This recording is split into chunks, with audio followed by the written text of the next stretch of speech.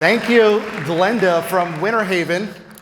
I love it here in Florida. You know, there's so many things named winter, which is hilarious. I live down here. I live in Palm Beach. You could tell I have a white belt on. Two kinds of people wear white belts. That's people that suck at karate and people from Palm Beach. So that's Palm Beach. I'm from New York originally. I talk real fast. I'm sorry about that. I apologize in advance. I'm working on it. Bear with me. Any fast talkers in here? Anybody from, woo, hurry it up. The high Ds. Yeah, to move on. Well, we're going to zip through this thing. I know we're starting a little late. You guys went a little late in the last session. How was it? Good? Excellent. Excellent. You guys are having a good convention so far? Absolutely. It's so many people, so many ideas, so many opportunities under one roof. It's always wonderful to be here. And I was not rushing. I don't have to catch a flight today because I drove here from Palm Beach. So, yay, we're in good hands, right? Is there anything happening after this? There's more stuff after this, right? Yeah. Oh, party tonight. Maybe I'll hang out for that. I don't know. What do you think? I'm shooting a video today. We got John in the back. He's my buddy and my partner with Sky Limitless Media. He's over there. Hey, John. Yeah, so just ignore him. No, I'm kidding. If he goes up, just don't be scared if he comes up to you. So I developed this course at a necessity. I think in real estate, there's a lot of specialists. We want to be all things to all people sometimes. I don't know about you, but when I got in the business, I was like, oh, you have a real estate need? I'm your guy. Anybody do that? You want a first-time home buyer? I don't care. Co-op, condo, right? Veteran, sure, I got you. Like, whatever you needed, you wanted to rent a property, I was your guy. And then what happens? We can't be all things to all people. So the value in this is just figuring out who are you in the middle of this real estate world and who's the right people for you to work with. So you don't have to be all things to all people. You just have to be the right person for your people. Who are your people? Who here has a niche already carved out? Oh, yeah, sort of. Well, listen, if you can't think of your niche within 10 seconds, you're probably a generalist. And listen, those are red waters, and the sharks are hungry. So by niching down, by figuring out who you are and who you're meant to work with, your business actually can flourish. Do you believe it? Yeah, then we don't have to work with everybody. The best point in my career was being able to say no to people. When you're on that listing appointment and you're like, yeah, this isn't going to work. Well, can't you sell my house? No. Call Tony at Remax. Yeah, struck a nerve. Because I live in Panhandle, but I don't live on the beaches. I live on the Alabama border. I live in LA. You live in the South. That's called Florida. That's right. That's right. That's awesome. So let's talk about this. I'm just curious, what do you guys want to get out of today besides an hour of edutainment? And I say edutainment because this is going to be a lot of fun because I surround my life with fun. Everything I do, I want it to be fun and entertaining. You might learn something, but maybe not, but you'll be entertained. So I just want a couple ideas. What do you guys want to get out of today? Sherry. I've been trying to not niche, even though it just appears that I have one. Does that make any sense? So it's almost like you've got stuck in something that you don't want to be in. No, I'm okay with it. I just don't want to cut out all the other, like you said, the other people or the other. Yeah, she doesn't want to. Are you a people pleaser? You have a hard time saying no? No, I could say no. She could say no. So it's when you're saying yes to something, you're saying no to something else. So look at this as an opportunity to now you're seeing things through a different filter, right? Because what can we learn in an hour? Really, you can't learn a lot. I'm just going to share some ideas with you, and then maybe my goal for you is to leave here and say, I now see things through a different filter. I'm going to be more discerning on what I say yes to, because when you say yes to something, you're saying no to something else. My real estate career was much like that. I started off in 2002. I sold real estate. I was a rookie of the year. I got all the way to 2007. Somebody offered me a leadership opportunity, but here's what it sounded like. Do you want to make a lot less money and be a company guy for a bigger opportunity? And at 27, I was like, why would somebody want to do that? Fast forward 3 years, I took that opportunity. I launched a company. Within 6 years, I launched 3 offices. I had investments in all those offices. I recruited, trained, and coached over 1,000 agents. And I started getting invited to speak places, and I loved being able to develop agents to their highest potential. And my coach at the time said, Chris, what are you saying yes to that's making you say no to things you really want to do? And I realized that I had to let go of office leadership, just like I had to let go of real estate sales. Is anybody in that position? Is anybody in a transitional period in their career where, maybe they want to make a transition? Maybe it's out of real estate. Maybe it's into leadership. Maybe it's doing something else that you love. Maybe you want to open up a restaurant. It's all okay. So hopefully we'll kind of help you figure out who you are. I'm going to give you a couple exercises today, and we'll go from there. We'll rock and roll. Anything else? What else would you like to get at? I hope I can help you with that, Sherry. What else you guys want to get at it today? How are you going to know if you decide on that niche and cut out everything else? How are you going to know, did I make the right choice? Is this the right niche in the end? Terry said, and this is a great question, how are you going to know if you made the right decision? Well, if you follow the process that I'm going to share with you today, the niche finds you. And this starts off with you being you and how you show up and occur to the world, right? So you see a lot of stuff about me, right? Hey, Chris, he wears white belts. Great, He's got silly PowerPoints. This is a new PowerPoint. You guys are the first ones seeing it. I had one redesigned. You like it? Yeah, I wrote a book, and it's in the branding of the book. So, yeah, so if you follow this process, and if it comes down to if you're being true to who you are and how you're showing up, their business is going to grow to the extent of how aware you are of your own self, how much self-awareness you have. So hopefully, whatever niche you arrive at, you're worried that there might be not enough business in that particular niche, right? Yeah, if you pick it and you go down the road and say, oh, what have I done? And I turned off the spigot on the other stuff. Exactly. Does anybody else feel that way? So we don't want to choose something and throw it at a dartboard. But that's what they taught us to do in school, right? When you're a kid, just pick a career. Pick a career, do your 30 years, do your 9 to 5, get your house, get your spouse, get your couple of kids, and then retire and die. You guys all decided on a different path than that, so I hope you decide on a different path in discovering your niche. Anything else? One more? Just want to make sure I cut. Yeah. I just got licensed, and I'm like the former, where I had 27 years in public education in Palm Beach County, was an assistant principal, and during COVID, I just thought, get me out of here, and I wanted to do this forever.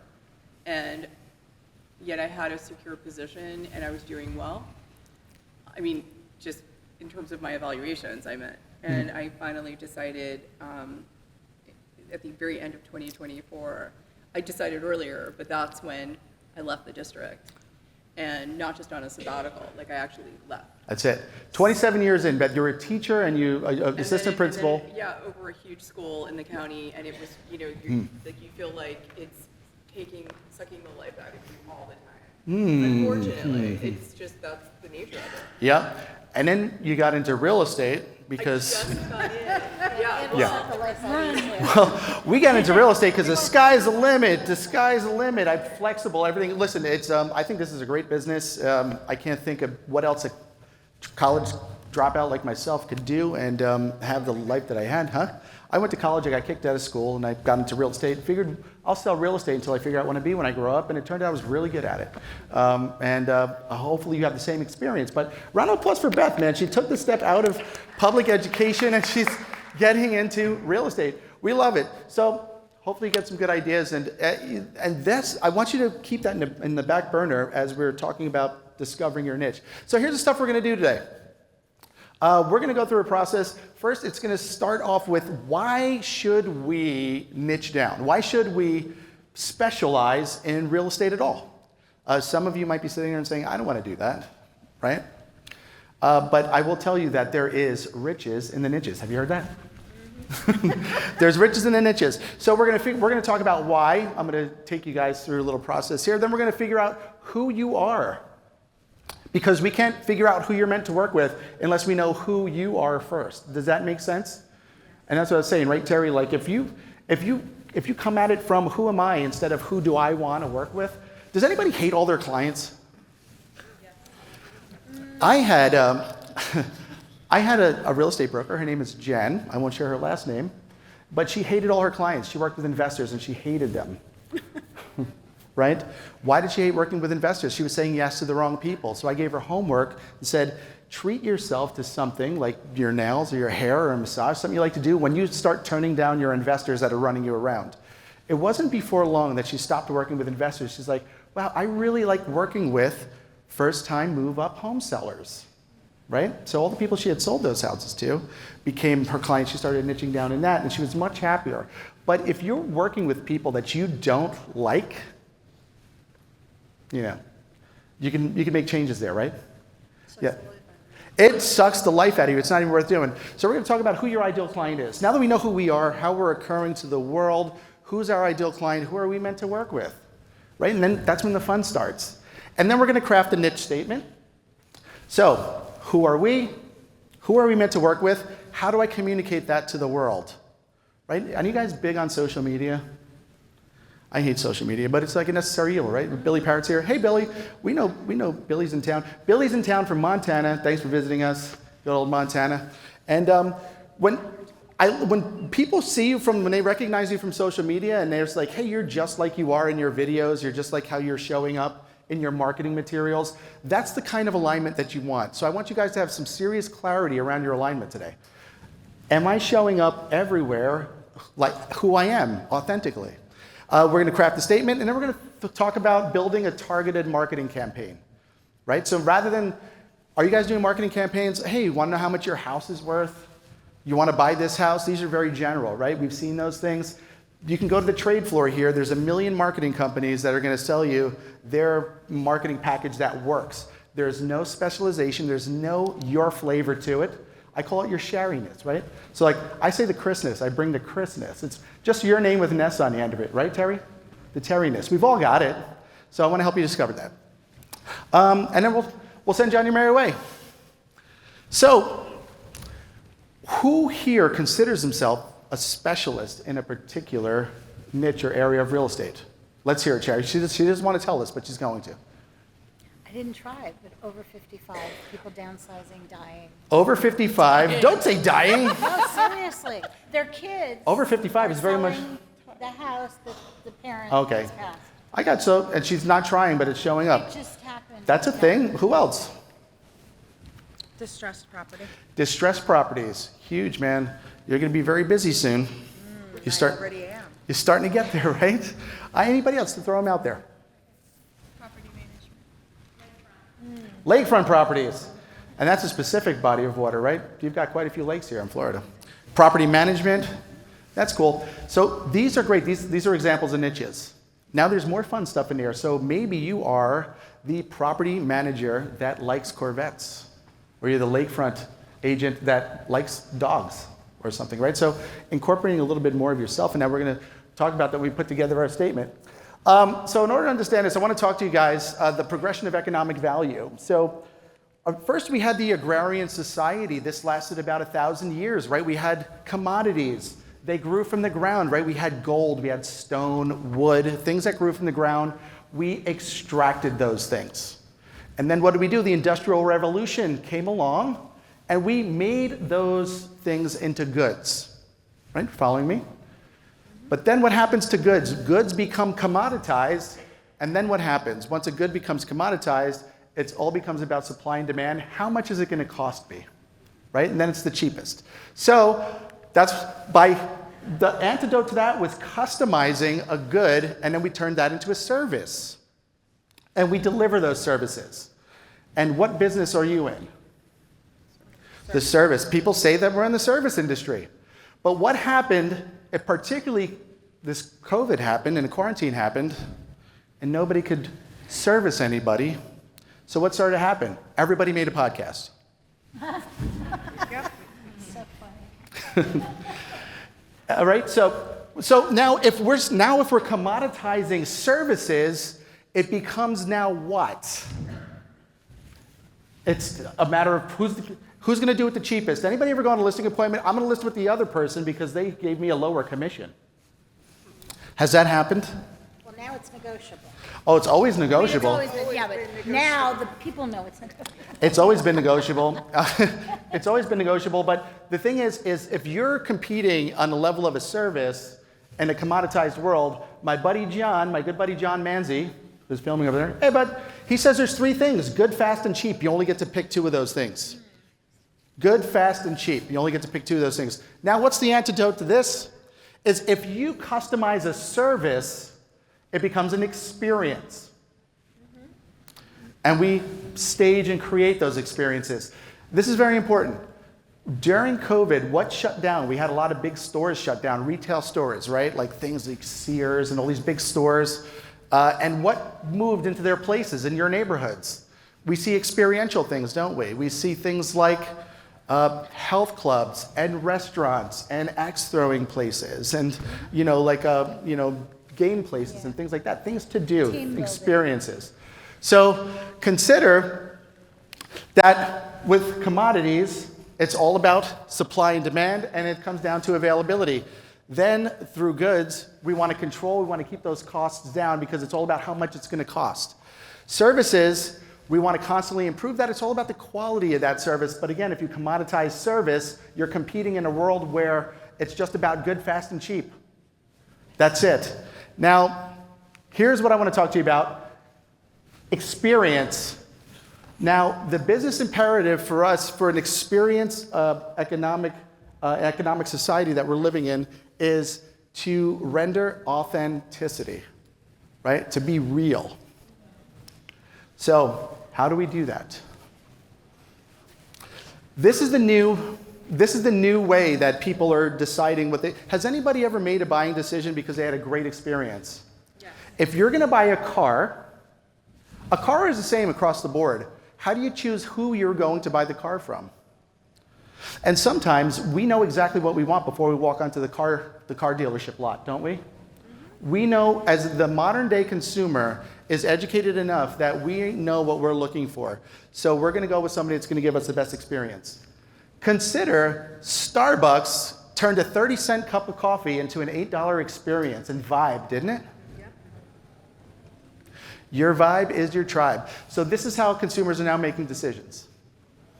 So I'm setting the stage for you why it's important to start looking at a specialization, because there's so many real estate people, but everyone has a real estate need, but not everyone's meant to work with each other. So let's find the people you're meant to work with. If all you offer is service, you're one Zillow ad away from being irrelevant. If all you offer is service, you're one Zillow ad away from being irrelevant.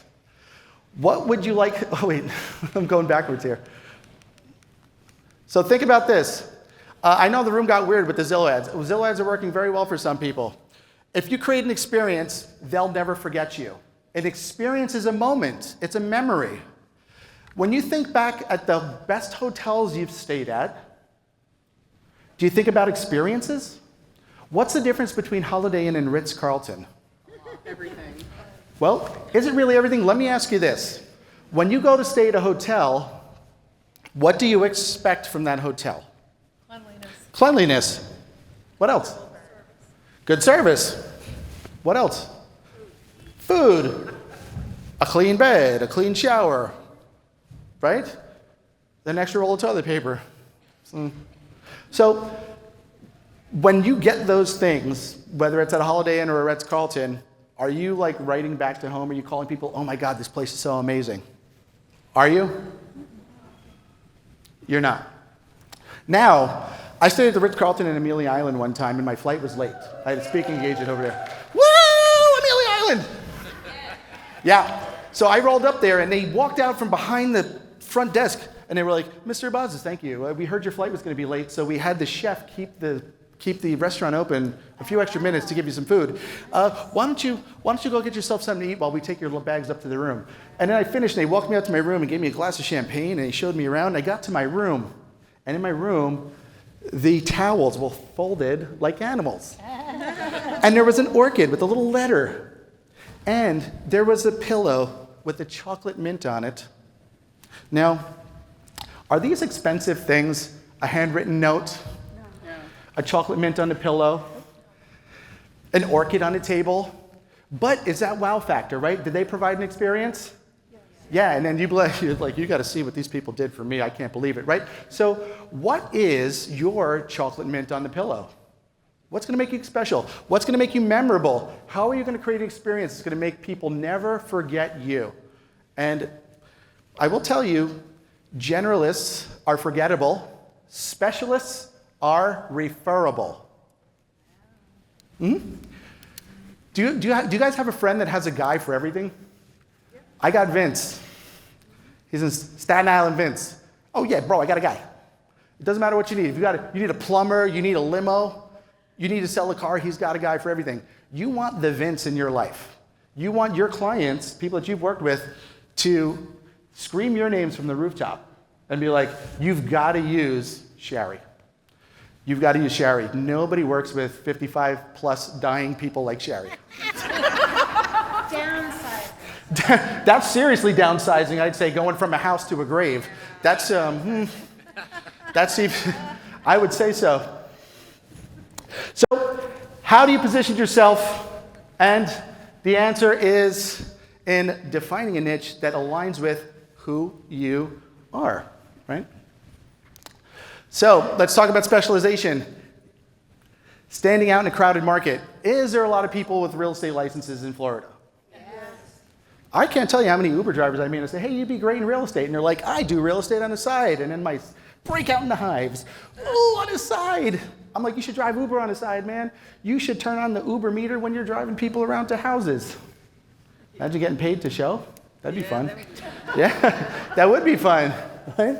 So once you have a niche, you're standing out, then you want to attract clients that resonate with your vibe, right?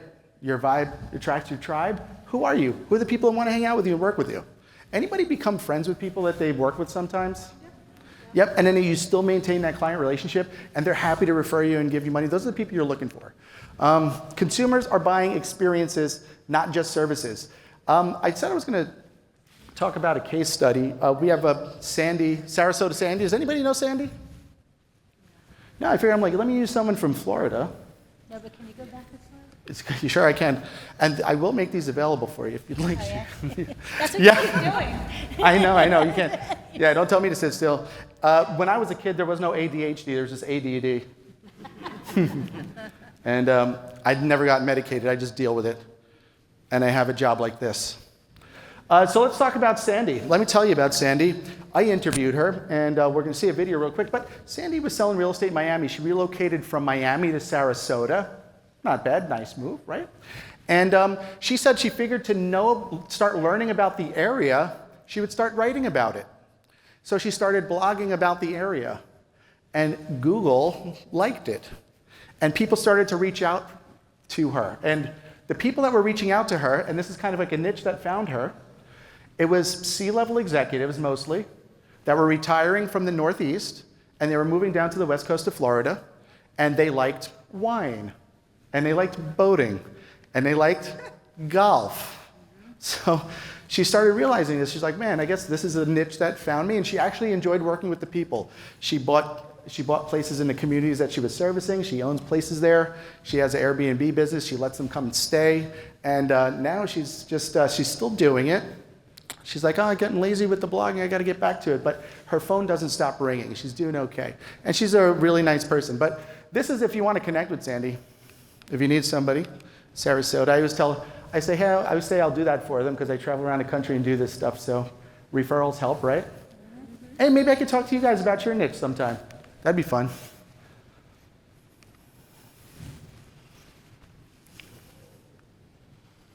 My niche is 55 plus buyers and sellers. I actually stumbled on the niche. When I moved and relocated from Miami to the west coast of Florida and Sarasota, I had to start all over again. And so I thought, I don't know the neighborhood, so I'm going to start a blog. And I developed a website because I know the majority of people that come here don't live here. They come from somewhere else. So I started, and I thought, okay, well, the best way to learn about neighborhoods is to write about it. So I started writing about it, and then I thought, I've got 25 years of real estate experience. Let me start writing about blog posts to solve people's problems. And then all of a sudden, the phone started ringing. They were coming to buy, so they started calling me, even though I was a new blogger, so I didn't have a lot of action plans or offers offers on my blogs because I just started. But then the same type of person started showing up, the same buyer, and I started taking an inventory of who that avatar or that perfect client is.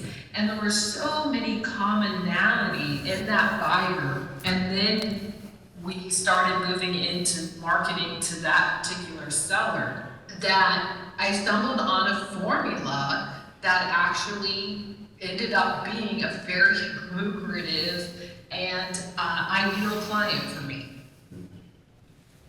Was Sandy selling homes or was she selling Sarasota lifestyle? Yeah, and it kind of happened by accident. She started taking the action, and through her taking the action, doesn't productivity come from action? Yeah, brokers in the room, brokers and managers, all the successful people come here, but you've all got agents that just don't get into action and the stuff doesn't come. So she just started blogging to learn about it, and here it came. And she picked up on this specialization, and she actually enjoyed working with it. So that's an interesting thing. And this is right in alignment with who she is, right? So Sandy, she didn't reinvent herself, she revealed herself in this process.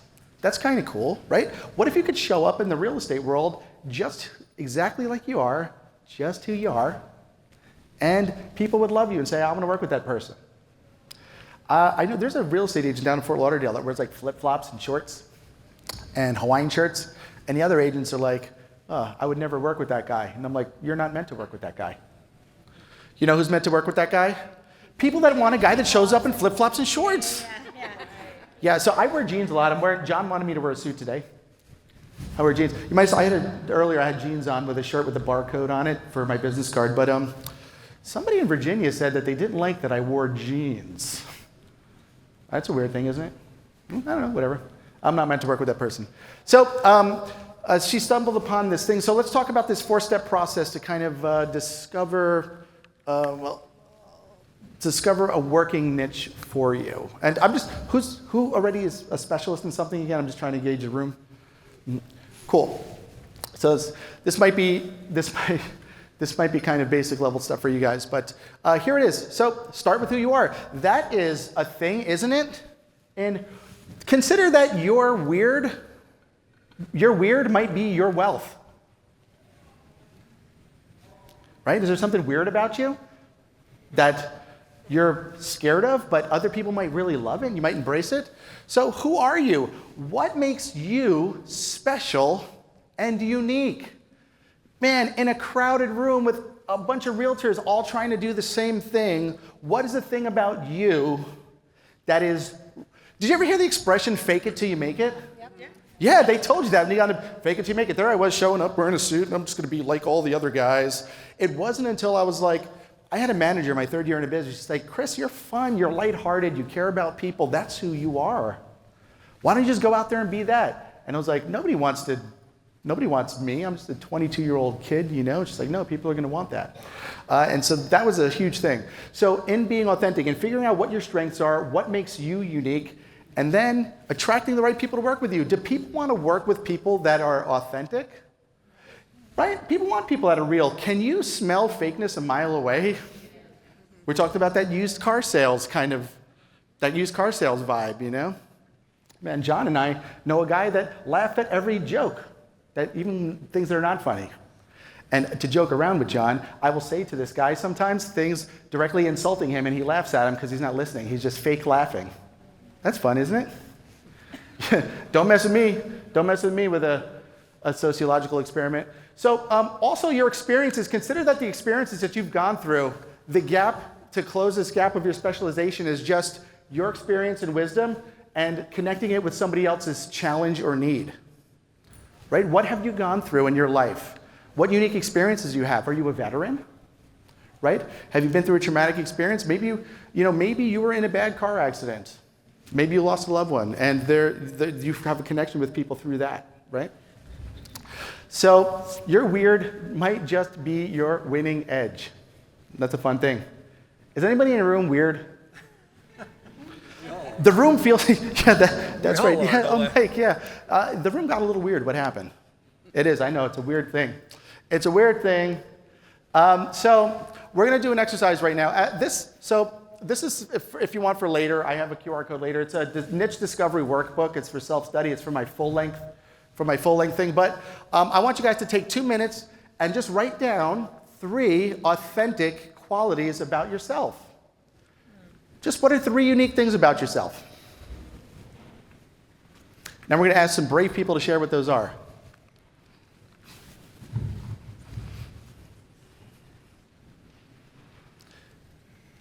And remember, your weird might just be your winning edge. It's okay that Sherry wants to work with people that are dying. She's willing to do it. That's not it. I know that's not it. I'm messing with you. I kid. I joke. That's one of my things. It's creepy. That's why I don't want to go into the niche. 99% of what I say is not important. It's just to make you laugh. Who wants to share anything? Who wants to share one of the things they came up with? So I own a locksmith business. She owns a locksmith business. So I use that, well, I get a lot of leads because people die, and then So, I need to rekey their house and I can sell it. so Sherry's people die, then you could rekey the house. So she owns a locksmith business, so her thing is, you don't need to give me a set of courtesy keys. I can get into your house anyway. Who else? Who else has a niche? A weird thing about themselves. I was born where I live, Okay. and I've lived in the same side of town for my entire life. Are you a native Floridian? Yes. I've never met one before. No, I'm teasing. That's cool. Is that a thing? Is that a quality? Is that a quality that might set her apart? Do you think there might be people that want to work with native Floridians? Just like there might be somebody that wants to work with somebody from out of town, right? So I was born in Hialeah and I don't speak Spanish. she doesn't speak Spanish. That is rare. And she's born in Hialeah. You can learn. You can always learn. I'm sorry. I have 4 dogs and I have golden retrievers. 4 golden retrievers. How nice. She's a dog person, a golden retriever person. Do you think there's a market out there for her? But does the world know you're a golden retriever person? We're going to get to that. So the second step to this is defining your ideal client. So now that you know you are from Hialeah and don't speak Spanish, or you own a locksmith business, or you work with 55 plus, that you like golden retrievers, who are the clients that are meant to be attracted to that? And sometimes we don't even know. The right people will be attracted to it if we're authentic in our messaging and how we're showing up out there. So think about this. Yell out do you have a favorite client? And what was the quality of your favorite client? Wealthy and authentic. Wealthy, he likes the real people too. He likes authentic people and people that have money, right? Authentic and wealthy. Great. Collaborative, they're easy to work with. Cool, yeah. And listen, there's different strokes for different folks. Not everybody, some people are not so people-y. You know? People can be people-y. 100% of the time, people will be people-y. Are they the kind of people that you want to work with? So, what else? Think about a problem that you're solving for people like a first-time home buyer, you're helping them get into a house, right? Somebody said you deal with distressed homeowners. You're helping them with a problem, right? Are there certain lifestyle considerations, like Sandy's clients, like red wine? They like golf. They like boating. They tend to be task-oriented behavior profiles, which requires Sandy to adjust a little bit. So think about your ideal clients. When you had your favorite client, what are some things about them? And how can we reverse engineer to attract that person for us? Anybody else? Think about a client that they loved. I loved working with foreigners that could appreciate what we have here, like when they came with property rights and gun rights and liberty, and it was it was refreshing to hear it again. But I always wonder, how can I skim that cream from the top, because some other foreigners might come in and say, oh, I hate America, you start wars or whatever, but I really love when... So you like working with people coming in from out of the country that really appreciated what our country had to offer, right? And that's the thing. There was a guy years ago working in Orlando, his name was James Palo, and he specialized in selling vacation rentals to people from Europe. And his whole business was going back and forth from Europe, doing presentations out of a padfolio, and selling condos around Disney, furnished condos, and he loved it. And that's kind of a thing, people wanted to invest in our land, people that appreciate it. That's cool. So think about demographics and geographics. Can you be super hyper local with a niche? a super geographic farm. Anybody have a farm where they're like really good in a specific area or zip code in your neighborhood? That's the last place I want to sell real estate. I don't want to be barbecuing at like 1 o'clock in the afternoon on a Tuesday and somebody says, why aren't you selling my house, you know? But you guys are brave. That's a cool thing in your neighborhood, right? So think about that. Think about demographics. It's a certain kind of person that you're meant to work with. All right, so say take 2 minutes to write down some characteristics of your ideal clients and think about your ideal client and what is their need or challenge. What are they looking for? What problem are they looking to solve? What good feeling are they looking for to bring into their life?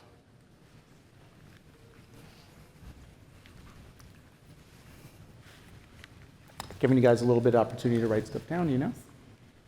Yes, dear. You were saying, that, never mind. What was I saying?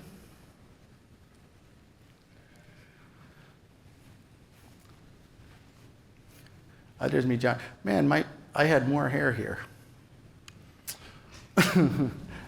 See, right, John? Look, my forehead's getting bigger and bigger. You don't got to tell me, man. All right. Did anybody discover something when they were writing down like what their ideal client is looking for? The person that they're looking to attract, the person that's meant to work with you, what are their challenges? What are their...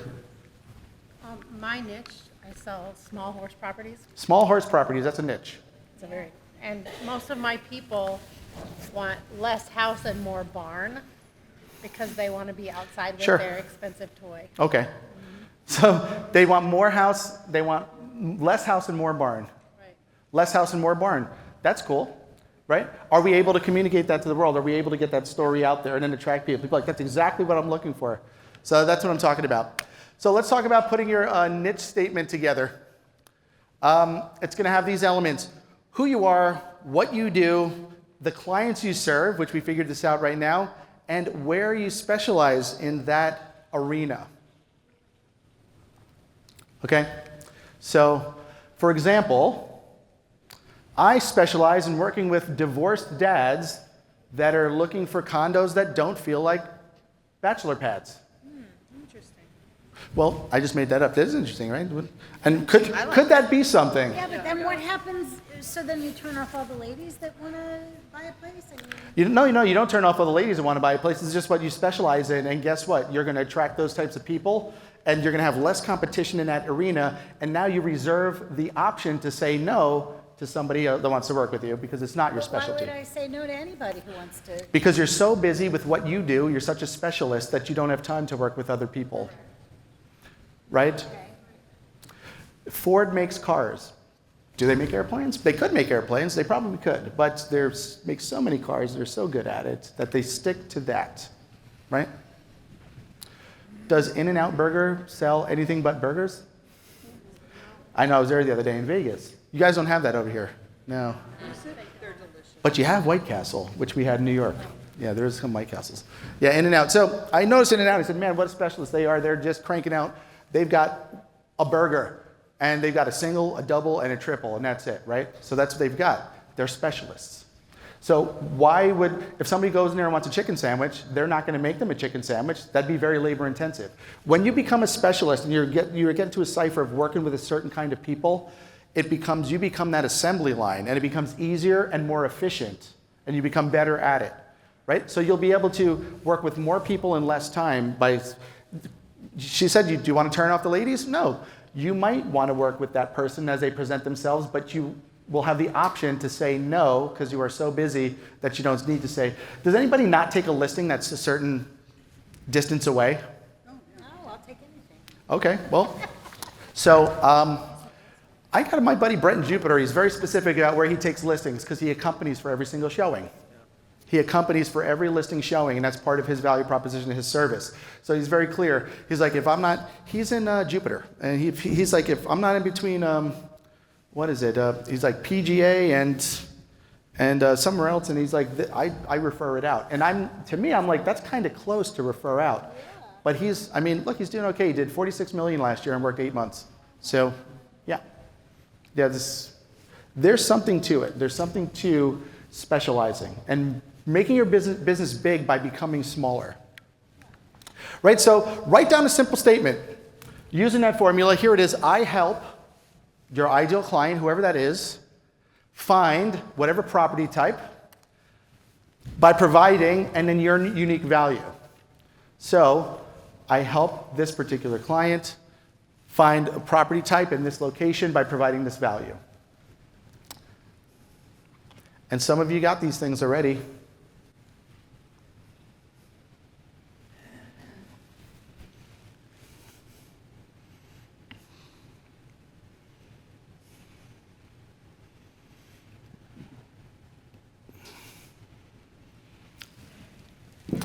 I give you the example. I help newly divorced dads find condos in Palm Beach that don't feel like bachelor pads or man caves. And I might turn off somebody. If, by the way, you are inevitably going to turn people off by specializing. And for some of us that are people pleasers and love everybody, sometimes that's a hard pill to swallow. I know that when a broker comes to me and wants me to work with their group, and I do my organizational audit of the office, there are certain things that I look for in order to take on that client. And many times I say, I am not the right coach or trainer or consultant for your group. And sometimes they really want to give you a lot of money just to do something. I will tell you, do not take money. Turn away from the money if it's not something where you're going to be able to deliver your highest value. And that's actually like pruning the tree. You will grow and flourish as a result of that. Does any brave soul want to share their niche statement? Something they came up with? I help retired boaters and divers find waterfront properties with the dockage for their boats. I help retired boaters and divers find waterfront properties with docks for their boats. Oh, I like that. Oh, yeah. Some of you guys got goosebumps when I see. That's what I'm talking about. Now, okay, what's your name? Billy. There we go. BJ. Billy, BJ, Billy Bourne, Jean. Billy Bourne, Billy Bourne. Yeah, that's my name. What? Billie Jean. Your name is Billy Bourne? Born to sell the keys. Born to sell the That's That's cool. fantastic. That's great. So you heard that's a great example of a niche statement, right? Yeah. Okay. Anybody else have another one? That's So where do you put this stuff out? Where aha. are you going with it? Everywhere. Marketing. Getting the message out there. Specifically this form, this exact. Well, so this could be your elevator pitch. Like if you how many of you were shaking hands? John said today, how many real estate business cards do you think were exchanged? And I said, a lot, you know. And everybody, you guys ever go to those networking meetings? Everybody wants to tell you about what they do. So I do mortgages, or I sell real estate, or I do insurance. Now if somebody, now you meet Billy, and she says, hey, I work with boaters. I work with boaters and divers that are specializing in waterfront properties with dock space for them to put their boats. It's a little bit different, right? I work with veterans. I work with single moms. You know, I work with recovering addicts. I have a friend down in West Palm. She works with recovering addicts, and she puts them into houses and makes them homeowners. It's fantastic, right? She connects with them on that level. Anybody else have another niche statement? You got one? I help horse people find tiny ranches in the Panhandle of Lower Alabama. By knowing the horse community. I help horse people. I like that, horse people. I help horse people find horse ranches. In the Panhandle, Lower Alabama, by knowing the community. So, and when you make a statement like that, there's a little bit of validation that has to go along with it. So that's going to come along into marketing. Good. These are good statements. Yes. Were you raising your hand, or you were just? Oh yeah, tell me. Hi everyone, I'm Camelia. So I'm from Jamaica. I'm actually a realtor in Jamaica. And what you said is actually something I'm practicing, something I've been doing for a little while. So for me, I mostly sell properties in Middlesex, Jamaica. So that's in the middle of Jamaica. Okay. And it works, guys. I have a lot more persons coming to me for those areas. So that's like a geographic specialty. I like it. And it offers everything. It offers the beachfront. It offers Camellia. Yeah. It offers the beachfront. It offers the countryside. It offers the hills. So I look at what I like most coming back to me. So I like the water. I like outdoor activities, and I packaged that in one, came up with my own slogan. It is selling Middlesex with Golden Girl, because my name is actually, my moniker is Golden Girl. So I just carved out that middle section, and it has been working. So I'm a testimony of what you're saying. I love that. So, so Camellia, if you're here, so she's in Jamaica. She's in central Jamaica there, and she's kind of got a geographic niche. But she started with things that she likes, and she said, "Hey, I like the water, right?" So start with things that you like, and wagwan. So that's awesome. That's awesome. And welcome here. So are you here now in Florida? You think? Welcome.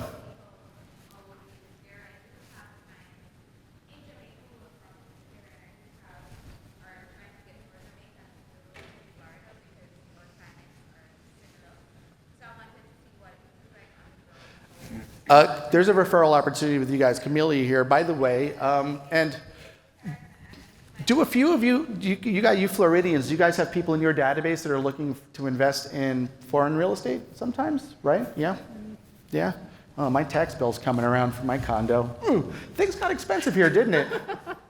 Didn't things get expensive here? In New York, people used to be like, oh, you could go down to Florida and you could buy something for the price of a slice of pizza. It's so cheap. But not anymore, you know? It's got quite expensive. So I think there's an opportunity here. Awesome. Thanks for sharing that, you brave souls.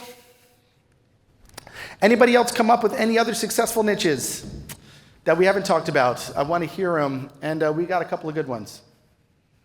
So I live in Mandarin. That's my neighborhood. My name is Michelle. So Michelle is Mandarin. I help buyers and sellers find or sell homes in the Mandarin area by providing, I don't know if I should tell my age, 54 years of experience in living in this area. Well, so now 54 years of experience. In 1 year, you can work with Sherry. I know, right? There's a whole new market. So look at that's. Listen, these are all great things. So once we know who we are and who we're meant to work with, we have to get that message out there. And let's talk about that marketing. The fourth step, the last step in this whole process, is building a targeted marketing strategy. How many of you guys market at some capacity? Yes? Yeah, we're doing them. Are we doing generic things? I mean, realtors are notorious for going to get postcards and getting the generic postcards, or using a generic ad template on Facebook or Instagram, right? Is anybody designing their own stuff that's performing really well? I am designing it on Canva, and I can't say it's performing very well. I started it like 2 months ago, but I hope that I'm going to get a return on my investment. She's designing her own stuff, but now she's retired from the Board of Education, right? You know, and she's creating her own marketing materials. Now, do you think that there's a certain clientele out there that would be really attracted to working with her? Beth, right? Beth, do you think there's a certain clientele that would be really attracted to working with Beth based on her experience?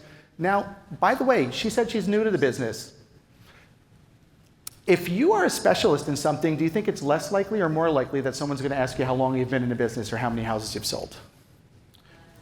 It's less likely, right? When you know what you know, people are not going to ask you how long you've been in the business. When you fake it until you make it, people are going to ask you, how many houses have you sold, right? So your marketing should feel like overhearing a conversation, not yelling in a crowded room. So in everything that you do is marketing. It's not just an ad. It's not just clickbait. It's the things that you're putting out there. Are people seeing who you are? Are people seeing Beth and knowing that this is your history? This is what you're bringing to the table. Are you sharing your knowledge? Are you sharing bits and pieces of you personally about who you are? I get this question a lot. People say, Chris, when I had my brokerage, people setting up their new Facebook pages and their Instagram pages and everything, they're like, should I make a separate one for business and a separate one for personal? And I said, well, that depends. Are you different people in both of those worlds? Look, I mean, some of you on your personal Facebook page, you're guzzling a bottle of tequila, and then you've got the 20-year-old glamour shot on your business page, you know? You're on the phone, I'm available 24/7, where you're really not. But I think that we should I think those lines are blurred. And when you really do this correctly, and you really operate from a place of authenticity, I think your personal and your business really overlap, right? Does anybody love what they do and it doesn't feel like work? Yeah, and you know what? There's no such thing as a balanced life. But there's a series of counterbalances. Sometimes we're going to show houses until 10 o'clock at night. Anybody with me? But sometimes you're going to take off at 10 o'clock in the morning after a 9 o'clock closing, and you're going to go hit golf balls for the rest of the day. And it's Tuesday, and that's okay. Right? It is. And give yourself permission to do that. So here's the lead generation checklist. We've got our messaging, right? And again, what can we do in an hour? We can't get into all the details of this, but we've figured out who we are, how we're going to show up to people, the right people that we're going to attract, the clientele we're going to attract that we're meant to work with. Now we have to communicate with them. Set up a CRM. I break out in hives when I hear that. Oh, Chris, what's the best CRM? You all have one that you're not using, just like your gym memberships. Who's paying $10 a month for Planet Fitness and hasn't seen a treadmill in a year? Me? I'm paying $20 a month for it so I could go everywhere. But then we have our niche-specific content to attract people, right? So let's go back here. She is working with, could she dial in to boaters in Key West that are looking for properties to put their boats, to dock their boats, right? Now, if she takes that, isn't that a specific clientele? Now she takes that and she injects some of her person, more of the who, that's the what, the who of who she is, right? So who is BJ? She's this person for these people, and that is a winning combination, and that's when your phone is going to start ringing, and you could be able to turn down someone that you don't want to work with. You can turn down the divorced dad looking for a bachelor pad because you've got all these people to work with. Set up a CRM. And your CRM should be automated to the extent of you don't have to be on top of it, running it all the time, but it shouldn't be automated in the sense that it's writing the stuff for you, and you should know what your CRM is putting out there. So many of you might have downloaded my niche discovery workbook, and you get an email that I wrote at one time. I'm not sending you that email now, but I wrote the email specifically for you to come, and I'm aware that that happens. I have a pet peeve when a real estate agent just puts somebody on a marketing campaign in their CRM, doesn't know what's sending out, and you're like, this happens with mortgage people all the time. Anybody get mortgage updates from somebody and you're like, hey Mike, I saw the rates today. He's like, oh, I have no idea what that is. Yeah, it's just, the company does it. So don't be that person. Then you want to be super niche specific because it's not so general. People are going to be more attracted to want to work with you. Implement a referral and a rewards program. Oh, that's a whole different thing. Does anybody do like a happiness guarantee program? Or I was mentioning my friend Brett in Jupiter. He's got things like, he's got a perks program. He doesn't like people. He said, look, this is the real estate agent I am. I focus on excellence. I get the job done. I know the job through and through, but I'm not going to come to your kid's birthday party. I am not going to play golf with you. I'm not going to be the country club person. That's actually what his wife does. But he says, this is what I do. He sends out 8 emails a year, and he's got a Dodge Ram pickup truck that you can borrow. He's got tents and chairs you can borrow. He's got a chainsaw, a pressure washer. He's got all this stuff that you could borrow, and he just sends out emails. Hey, I have all this stuff that you can borrow, and people reserve it and borrow it from him. Right? That's a cool thing.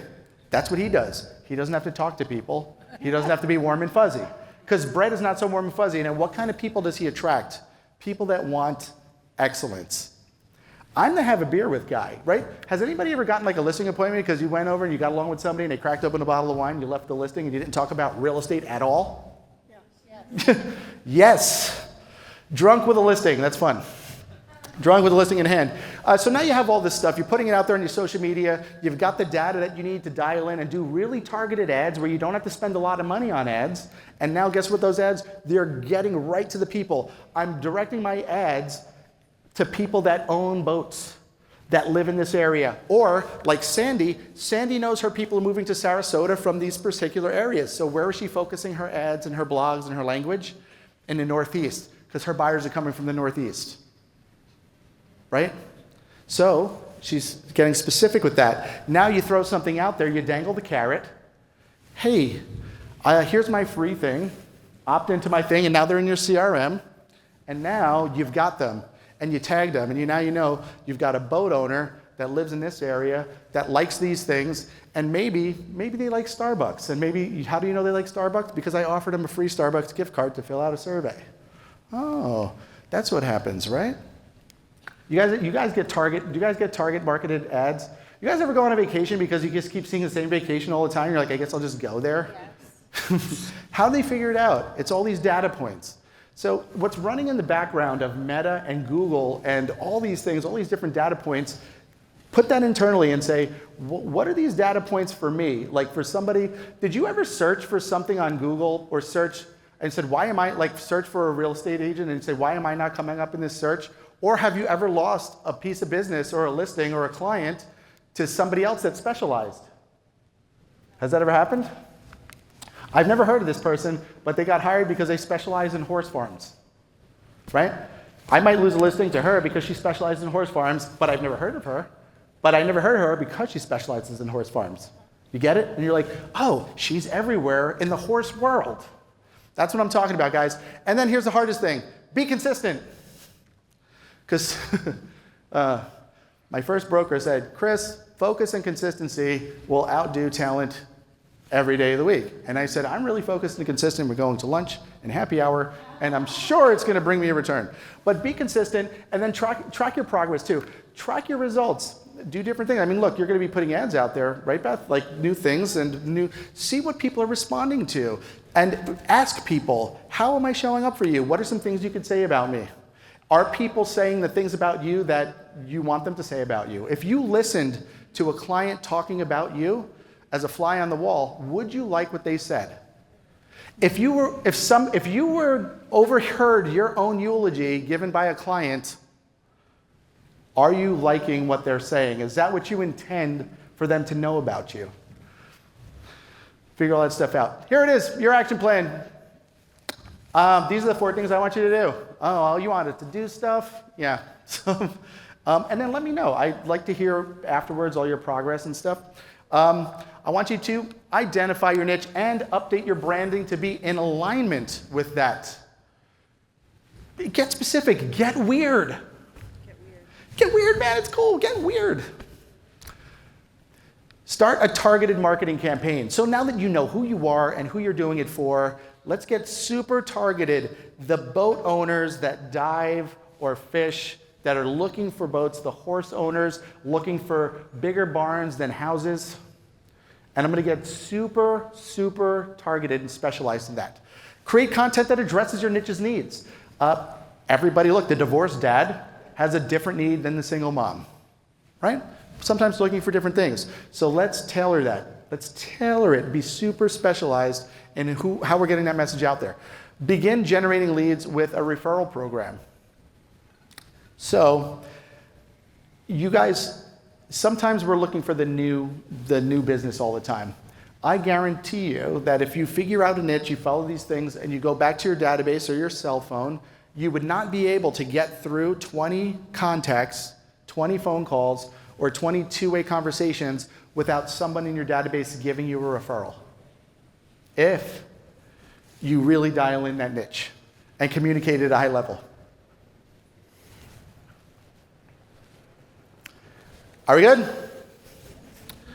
So I leave you with this. Be unapologetically yourself, because everyone else is taken, and they're probably not as fun as you are. Thanks, guys.